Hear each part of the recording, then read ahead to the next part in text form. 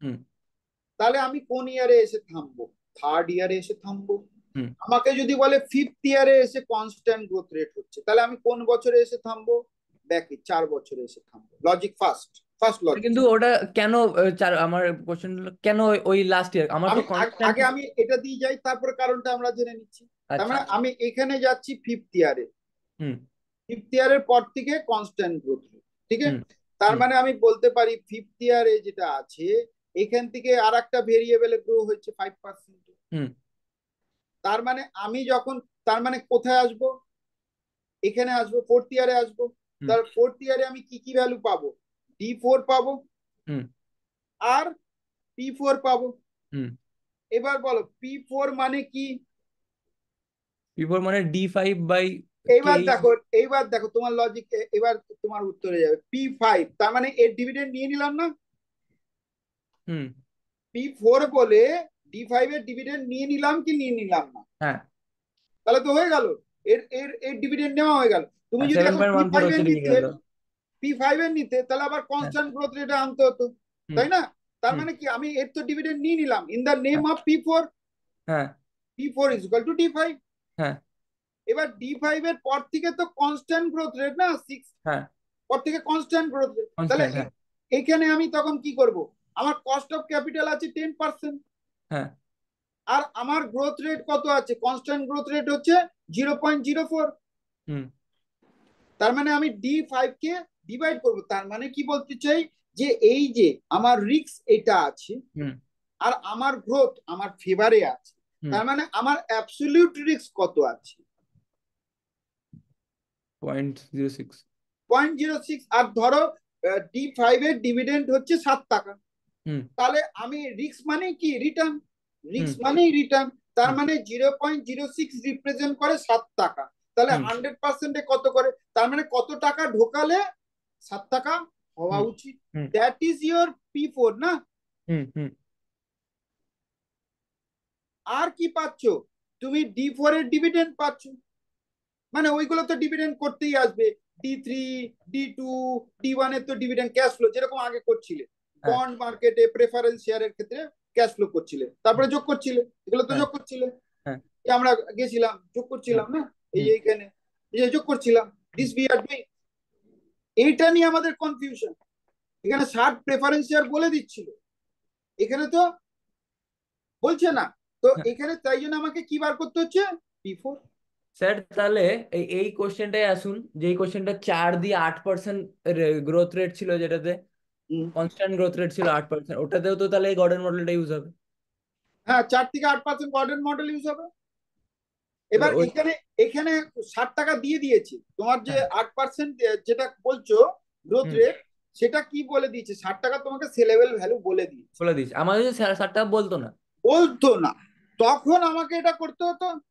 হুম কেননা ফোর্থ ইয়ারের পর থেকে ওখানে কনস্ট্যান্ট গ্রোথ রেট হচ্ছে, হুম আর এখানে কনস্ট্যান্ট গ্রোথ রেট বলে দেয়নি, এখানে হুম 8% বলেছে, তারপরে হুম। কনস্ট্যান্ট গ্রোথ রেট তো 6% বা 4% হবে না? হ্যাঁ। তো এই এই যে গ্রোথ রেট যেটা হচ্ছে, এটাই হচ্ছে ব্যাপার। হুম তার মানে আমি কি করলাম? ইনডাইরেক্টলি এরই ভ্যালুটা নিয়ে নিলাম না? ফোর্থ থেকে ফিফথ ইয়ারের ভ্যালুটা নিয়ে নিলাম ইন দ্য নেম হ্যাঁ। Of P4। আর হুম আমি কি বলছি, অ্যাবসলিউট টাইমে আমার রিস্ক কত? 0.06। হুম। তাহলে প্রিন্সিপালের ভ্যালু কত হওয়া উচিত? পেয়ে যাব, হ্যাঁ। প্রাইস পেয়ে তো যাব। এখানে সেম যদি এইখানে প্রিন্সিপালের ক্যালকুলেশন করি, হুম, তাহলে কিন্তু মার্কেট প্রাইস আলাদা আসছে। অবভিয়াসলি আলাদা আসবে, কেন এখানে তো ভ্যালু, তোমাকে রিডিমেবল ভ্যালু আছে না, প্রেফারেন্স শেয়ারে তো রিডিমেবল ভ্যালু আছে, মানে আচ্ছা সেই দামে প্রমিস ওয়াদা করেছি কোম্পানি, আচ্ছা। Redeemable value. বন্ডের ক্ষেত্রে রিডিমেবল ভ্যালু হয়। হুম হুম হুম যদি বন্ড আগে কেউ তুলে নেয় সেটা মার্কেট ভ্যালু, হুম কিন্তু বন্ড যদি ম্যাচিউরিটির পর তোলে, at the time hmm of maturity what company has done the ওয়াদা, that will be hmm. Given. কিন্তু ওকে। শেয়ারের ক্ষেত্রে তো সেটা ওয়াদার কোনো গল্প নেই। না। আচ্ছা। ব্যাপারটা বুঝলে? তাই হ্যাঁ। জন্য আমরা এটা কি করছি, 7 / 0.06 করলে যা ভ্যালু বেরোয় হুম। সেটাই আমরা এখানে লিখছি। হ্যাঁ কি? হ্যাঁ। এবার এই ভ্যালুটা যদি পাও, কত ভ্যালু হচ্ছে একটা ক্যালসিতে মেরে দেখো। 7 7.14 হচ্ছে সামথিং, ডিভাইড বাই 0.06, 119 টাকা। 119 টাকা। এবার হ্যাঁ বলো এটা 119 টাকা ফোর্থ ইয়ারের ভ্যালু না, পি হ্যাঁ ফোর এর ভ্যালু না, হ্যাঁ পি ফোর এর ভ্যালু। তার মানে হ্যাঁ। এইখানে চলে যাও, পি ফোর এ, তার মানে এইখানে বলেছে কত, 119 টাকা। হুম। তাহলে আমার ডিসকাউন্টিং ফ্যাক্টর কত হবে জিরোতে আসার জন্য? কোন ইয়ার, কোন ইয়ার এটা, কোন ইয়ার? 6th ইয়ার, এটা কোন ইয়ার? ফোর্থ ইয়ার ফোর্থ এখানে, ইয়ার। Fourth year. তাহলে ফোর্থ ইয়ারের ডিসকাউন্টিং ফ্যাক্টর কত হবে? 10%, মেরে দেবে। 10%-এর, আচ্ছা। তা 10%-এর ফোর্থ ইয়ারের কত হচ্ছে? প্রেজেন্ট ভ্যালু অ্যানুইটি 10%-এর ফোর্থ ইয়ার হচ্ছে 0.68, zero point hmm, 6.8। Six eight one, এরকম কিছু একটা ইন্টু করে দাও। তার মানে প্রেজেন্ট ভ্যালু পিও পেয়ে গেলে, পেয়ে গেলে না প্রেজেন্ট হ্যাঁ। ভ্যালু, প্লাস ক্যাশ ফ্লো যা হচ্ছে তার সামেশন, যেটা এখানে আমরা করেছি। হুম তার মানে একে বার করলাম একশো, হুম। আর ইন্টু করে দিলাম 0.681 ফোর্থ ইয়ারের যা ডিসকাউন্টিং ফ্যাক্টর আছে। আর এইগুলো তো ডিসকাউন্টিং ফ্যাক্টর করতে করতেই আসছি না, এগুলো তো করতে আচ্ছা, করতেই আসছি। মানে বেসিক্যালি একটা তো যেটা গ্রোথ রেট, যেটা বার করতে করতে এলাম, আর এটা হলো লাস্টে ওই সেল প্রাইস, শেয়ার প্রাইস, মানে টার্মিনাল ভ্যালুটা বার করার জন্য basically. Terminal value, yes terminal. আচ্ছা আচ্ছা। তার মানে শুধুমাত্র এটাকে ডিভাইড করে দিয়ে থেমে যাবে না, তারপর হ্যাঁ, আমাকে করতে হবে ডিসকাউন্টিং। ডিসকাউন্ট কেন? করতে। কেউ যদি বলে ভাই কেন ডিসকাউন্টিং, ভাই এটা তো ফোর্থ ইয়ারের প্রাইসের ভ্যালু, হ্যাঁ, আজকে যদি কত ভ্যালু হতো ওটা, আজকে যদি হতো তাহলে কত ভ্যালু হতো? ডিসকাউন্টটা তাহলে আমি ইয়েটা দিয়ে করবো। ফোর্থ ইয়ারের যা ডিসকাউন্টিং রেট আছে তাই নেব। হ্যাঁ হ্যাঁ হ্যাঁ, আর রেট অফ রিটার্নের ওইটা দিয়ে করবো, মানে হ্যাঁ, রেট অফ, যে required rate rate of of return return, আছে। Rate of risk, yes yes হ্যাঁ। Yes yes. হুম হুম তাই জন্যই তো বললাম এটা কার সঙ্গে ইন্টু করবে, পার ডিভাইডেড বাই 1 + কে। হুম হুম তার মানে ওই 10% কে দিয়েই করবে, হুম কেন রিস্ক অফ রিটার্ন 10%ই আছে। হুম হ্যাঁ কি হুম না? হুম। হ্যাঁ কি না? হ্যাঁ। Do not make complication, simple. আচ্ছা আচ্ছা। অত কমপ্লিকেটেড ভাবে ভাবার দরকার নেই, তুমি লজিক্যালি ভাবো। শেয়ারের ক্ষেত্রে কি রিডিমেবল ভ্যালু হয়? হয় না না। না। তাহলে আমাকে সেখানে তো এই মেথডই লাগাতে হবে। হ্যাঁ। হুম। এবার প্রেফারেন্স শেয়ারে কেন স্যার বলে দিচ্ছি, ভাই ওটা তো রিডিমেবল ভ্যালু হয়, বন্ডের হ্যাঁ ক্ষেত্রে রিডিমেবল ভ্যালু হয়, হ্যাঁ তাই জন্য তো রিস্ক কম, হ্যাঁ রিটার্নও কম। হ্যাঁ ব্যাপারটা কি বুঝলে? হ্যাঁ। এই যে এখানেও আমরা দেখিয়েছি গল্পে, এটা ফোর্থ ইয়ারে গিয়ে কনস্ট্যান্ট হচ্ছে, তাই জন্য পি3-তে এসে থেমে গেছে। হুম।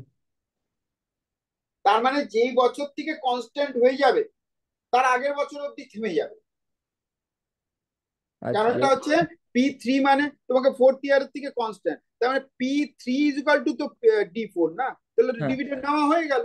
হ্যাঁ আর ডি3 অব্দি তো ডিভিডেন্ড নিয়েই নিয়েছি, হ্যাঁ গল্প শেষ।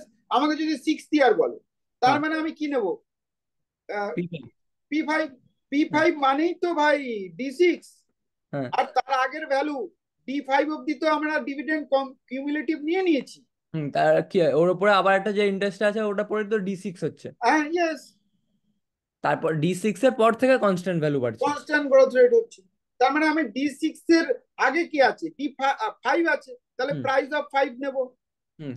আর প্রাইস অফ 5 না নেওয়া মানে ডি6 এর ভ্যালু নেওয়া। ডি6, হ্যাঁ। আচ্ছা। শিওর, হুম হুম 100%। হুম। এবার আর আর কোনো মানে এই ব্যাপারটা কি বুঝতে পেরেছো, কনস্ট্যান্ট গ্রোথ রেট? হ্যাঁ স্যার, এইটা এইটা মোটামুটি ক্লিয়ার। এবার একটা চ্যাপ্টার আছে রিস্ক এন্ড রিটার্ন কনসেপ্ট। ওইটা কি আমি দেখি, তোমার পরীক্ষা কবে? আমার পরীক্ষা 25, 26। 26 মানে কবে? 26 হলে মঙ্গল বুধ বৃহস্পতি। বৃহস্পতি। তাহলে মধ্যিখানে আর একটা তুমি এটা আগে হজম করে নাও। হ্যাঁ। হজম মানে কি, ডাইজেস্ট করে নাও। হুম আর ওইখানে দেখো তোমাকে বলেই দিয়েছে ফর্মুলাতে যে কন্ডিশন কে গ্রেটার দেন, দেখো পেজ নাম্বার কত বলেছে, কে গ্রেটার দেন জি। হুম। তার মানে কে গ্রেটার দেন জি, এখানে কনস্ট্যান্ট গ্রোথ রেট হয়। কারণটা কেন বুঝলে, কেন কনস্ট্যান্ট গ্রোথ হয়?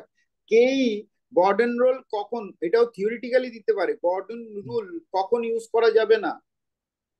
ফার্স্ট হচ্ছে যেখানে কনস্ট্যান্ট গ্রোথ নেই সেখানে ইউজ করা যাবে না, তাহলে গর্ডন কখন ইউজ করা যাবে না? when No, there is no constant is growth. No constant growth. First. আর একটা কখন ইউজ করা যাবে না, when ke is less than growth cannot be। তার মানে তুমি ভাবো না D4 বার করেছো আর তোমার কস্ট হচ্ছে 10%, হুম, আমার গ্রোথ হচ্ছে 11%। আর এটা হচ্ছে আমার 11%, তো নেগেটিভ নেগেটিভ ভ্যালু হয়ে হয়ে যাবে। যাবে। হ্যাঁ। নেগেটিভ দিয়ে ডিভাইড করে ভ্যালু পাওয়া যাবে। হুম হুম হুম। তাহলে আমার গর্ডন রুল এই দুটো কন্ডিশনে লাগানো যাবে না। হবে না। তাই হুম। জন্য বলেছে। এবার তোমাকে আর একটা জিনিসও বলেছি, গ্যাপ যত বড় হবে প্রাইস তত কমবে। বেশি হবে। নিচে মার্কেট প্রাইস তত যাবে। বেশি হবে। আয় গ্যাপ যত ন্যারো হবে, হ্যাঁ। ন্যারো হওয়া মানে ছোট হওয়া, তার মানে প্রাইস বাড়বে। ন্যারো মানে প্রাইস বাড়বে, মানে তোমার মানে কস্ট এটা হচ্ছে যদি যদি 10%, নয় হতো, এটা ভ্যালু 9 হতো, তাহলে প্রাইস বাড়তো। প্রাইস বাড়তো। আর যদি আমার গ্যাপ বাড়ে 10% আর এখানে হচ্ছে 0.8%, দেখবে হুম। প্রাইস কমে যাবে। এর এর তুলনায় এই প্রাইসটা বেশি থাকবে, এই প্রাইসটা থাকবে কম। কম। ব্যাপারটা কি বোঝাতে পারলাম? হ্যাঁ। না, এটা 10 - 0.9 হবে। হ্যাঁ, 10 - 0.9, না না, 10 ঠিক মানে আছে, হ্যাঁ, জিরো ওর পয়েন্ট ওপরটাও তো টেন পয়েন্ট 10ই আছে। হ্যাঁ ইয়েস, 0.09। হ্যাঁ। আর একটা নাও, 10 - 0.08, হ্যাঁ, তাহলে ভ্যালু ডি আলাদা ফোর এর বেরোবে। মার্কেট ভ্যালু বেশি হবে। 10 ধরে নাও। কি এটা? কোনটা? একটা দুটো তিনটে কি? কটা সময়? এ ভাই, না, আমি কিছু নিয়ে আসিনি। আচ্ছা, এটা এটা তার মানে বুঝলে কি? হুম স্যার। শিওর? Sure sir. এইবার তোমার কস্ট অফ ইকুইটি তো গল্প নেই। কস্ট অফ ইকুইটি ডিভিডেন্ডিয়াল মডেলে কস্ট অফ ইকুইটি কি হয়ে যাবে? কি হুম ইজ ইকুয়াল টু ওই ফর্মুলায় D divided by present market price PO. Hmm. যদি গ্রোথ রেট থাকে তাহলে কি হয়ে যাবে? P divided by